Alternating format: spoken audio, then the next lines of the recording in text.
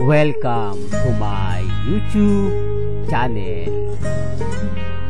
Kung bago ka lang sa channel na to at true-blooded Aldab Nation ka, tama po ang channel na pinuntahan mo.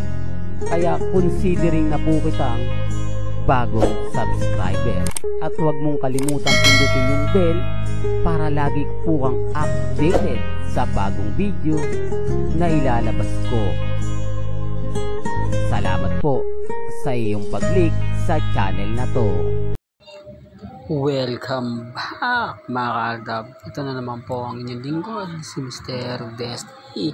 At magbibigay na naman tayo ng pinakamagandang update po ngayon sa social media. Ito yung pinaka-latest mga kaaldab na mga kaganapan po kina Alden Richards at kay Maine Polkerson. Sabi ko nga po sa inyo, nakakalungkot na balita, nasisibakin daw po si Mengay sa Itbulaga dahil nga daw po sa issue na kinasasangkutan nga po ni Congressman Arjo, dahil ang mga Pilipino nga po raw nagparamdam na ng galit sa mga flood control project na kung saan nakita nyo naman po pinaka-latest 14 billion nga po ang inilabas ni Mayor Joy Belmonte.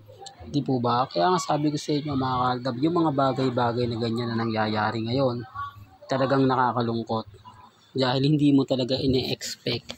O sabihin naman po natin na talagang kahit sabihin nila na si Mengay walang kasalanan, talagang damay lang po di po ba? Damay talaga mga kaaldab Ultimo mga main fanatics nga po ngayon, talagang wala, hindi talaga sila kumakampi kay Maine. Kumbaga parang hinahayaan po nila, lalo na po yung mga army. Kasi ang laki di po ba? 50 million Okay sana kung mga maliliit lang na bagay o yung pinagbintangan lang. Hindi. Di po ba? Tatay po kasi ang kumuha ng pera Hindi katulad po ng mga issue kay Senador. Kumbaga, Jinggoy na stop niya lang yung kumuha. Di po ba? Hindi. Klaro kasi na sinabi po ng Diskaya na si Congressman Arjo at ang tatay niya ang kumuha ng pera. Di po ba? Doon pa lang po mga kaaldab, medyo malaking sampal na talaga sa pamilya Atayde. Dahil kumbaga tatay talaga yung kumuha at nakita nyo naman po yung mga video na kumakalat. Talagang mag-arya ang buhay ng pamilya Atayde kung ikukumpara mo nga naman yung nagiging o yung artista pa lang si Congressman Arjo, pasabit-sabit lang siya sa ang probinsyano, hindi ka ganun kagarbo. O sabihin na natin na wala tayong nakita na nakabili ng yate, samantalang dalawa pa po sila nagtatrabaho, si Ibyang at siya.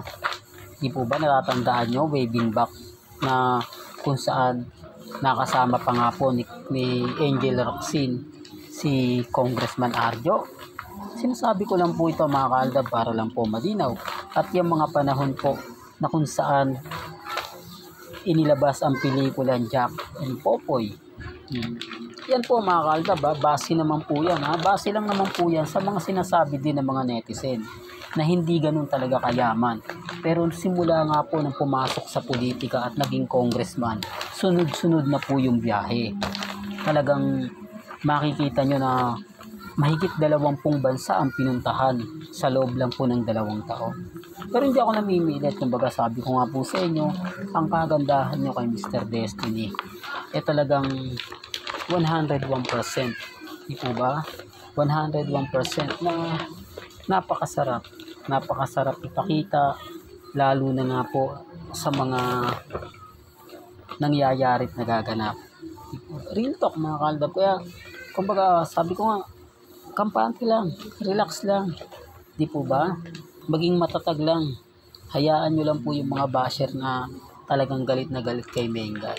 Normal lang po yun kasi kumbaga halos sa totoo lang kasi, di po ba? Tama naman po yung mga komento ninyo Tama naman yung sinasabi ninyo na huwag naman i-push si Mengay. Di po ba?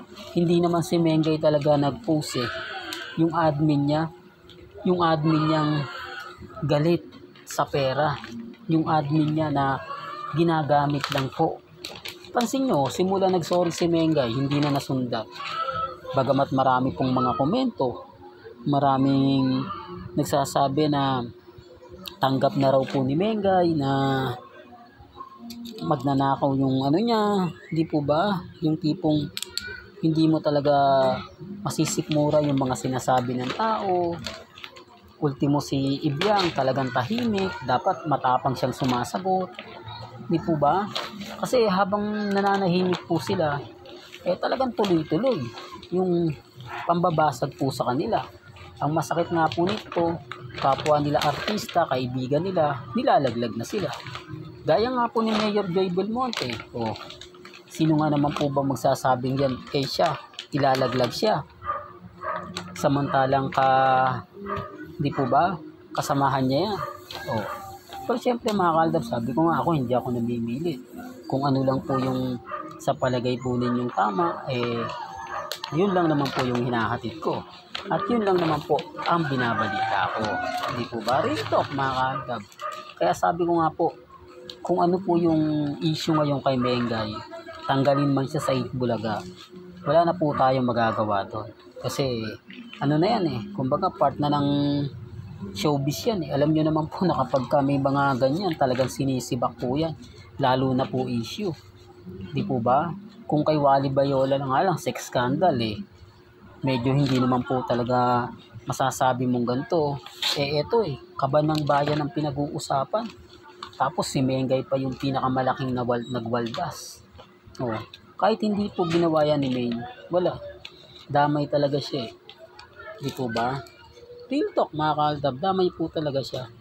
Kaya nga sabi ko sa inyo, kampante lang po kayo, maging relax lang po kayo. Hayaan nyo lang po itong mga taong to kapag may mga ganyang bagay. Hayaan nyo lang dahil darating naman po yung point na kumbaga magigising din po sila. Magigising din po sila sa katotohanan ba na ang Panginoon nga talaga hindi natutulog. Sa mga basher ko dyan na army, bakit nananahimik kayo? Bakit hindi nyo magawang banatan ngayon? Yung sinasabi kong ganito ganyan. Sa una pa lang corrupt na halata na po Pero marami nagtatanggol kasi wala naman pong ebidensya. Ngayon, kitang-kita na po ang ebidensya at resibo. Wala na po silang may tatago pa o wala po silang may masasabing hindi totoo dahil kalat na nga po sa social media. Real talk mga kaaldab Hindi sila makaporma, hindi sila magsabi na ganito ganyan, Mr. Destiny, fake news yan. Paano mo masasabing fake news Pinag-uusapan na nga po at sinasabi na nga ng iba. Wala na. Sabi ko nga po sa inyo, kung mga sabi-sabi lang to, malamang may kakampi pa kay congressman Pero nung ginawit na po siya at nagsalita na rin si Mayor Joy Belmonte, sino paniniwalaan po ninyo? Di po ba?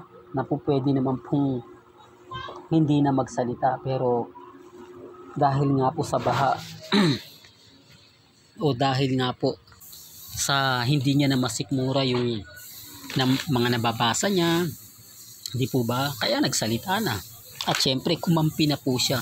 Inilabas niya rin po yung buong budget. Masakit, pero yan po yung katotohanan na pagdating sa bagay na ganyan, kumbaga kanya-kanya na tayo. Di po ba? Kinuha mo yan kailangan bayaran mo yan. Kumbaga ibalik mo na lang yung pera para matapos na. Di po ba? Real talk mga kaaldab. Pero hindi na may babalik yun. Paano nga naman may babalik yun? Kung sa palagay po ninyo, naubos na. Hanggang dito na lang po ang ating latest updates. Kaya kung gusto niyo pa po ng pinaka-latest at sariwang update, tumutok lang po kayo dito po sa channel ni Mr. Destiny para updated po kayo sa mga bago at sa mga latest na i-upload po natin maya-maya lang. Kaya kung bago ka lang sa channel na to at isa kang true-blooded Aldab Nation na nagmamahal kila Mengay at Isoy, tama po ang channel na pinuntahan mo, kaya consider na po kitang bagong subscriber. At huwag mo kalimutang i-share ang mga video po natin sa mga mamis, sa mga titas, at sa mga senyor. Hanggang sa muli, salamat po sa panonood at pakikinig.